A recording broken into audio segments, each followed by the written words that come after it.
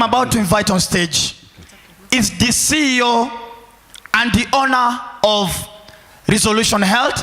How many are under insurance? How many of you? Yes, I'm also proud to be under Resolution Health.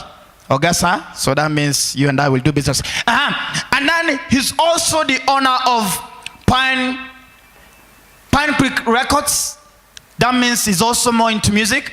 And this man will be talking about artist management. Now, ladies and gentlemen, put your hands together as I invite the one and only, a man I have a lot of respect for. Put your hands together for Peter Nduati. Come on. Wonderful. Yes, you are welcome, sir. You're welcome. I see, despite being rich, you still have swagger. Yes, when I grow up, I want to be like you. We thank God for your life. And have a mic. Good morning. It's really very difficult to be given the first thing in the morning because some of our brains are still asleep. I've been involved in music for a long time. I used to sing, I used to be in a band, and I used to play the saxophone. And if I had it my way many years ago, I would have been a full-time musician.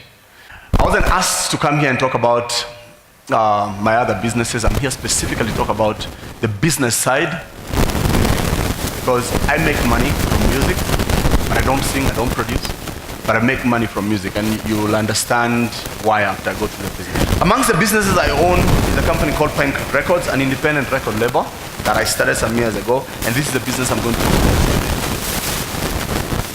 That is how we started. That was our logo, and you'll see what we have metamorphosized as. About 8 years ago, I went for a rugby tournament in Nakuru where Mr. Lenny was performing.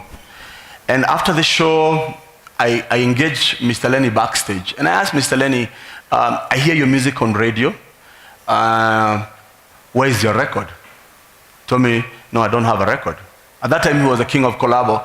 And I asked him, so how do you make money? He said, gigs.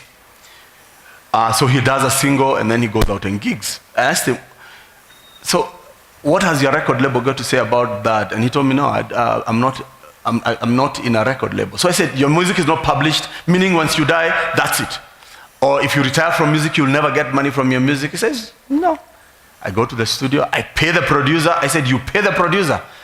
As a singer, I said, yes, I pay the producer. I pay studio time, and I promote my own gigs, so I have to go look for, I have to hustle for my own gigs. And I told him, as far as I understand music, that's not how music is supposed to be done. So after that, it just triggered in my mind that we have a gap in the industry, and it helped at that time if someone could set up a record label. So at that time, my strategy was to go look for popular artists like Mr. Lenny, who I used to hear about, but did not have a record label and did not have a record out.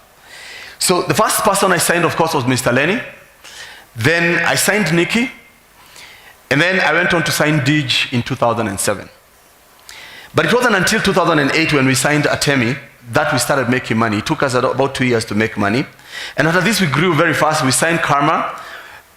The first time we ever received an endorsement was Mr. Lenny. Safaricom paid us 700,000 for a song called Call Me.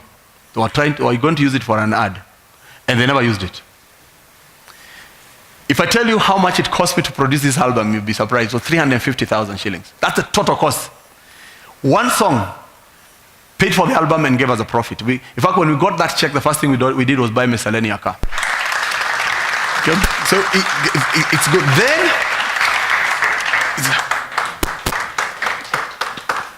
if you go to any city in the world, there's a song about the city.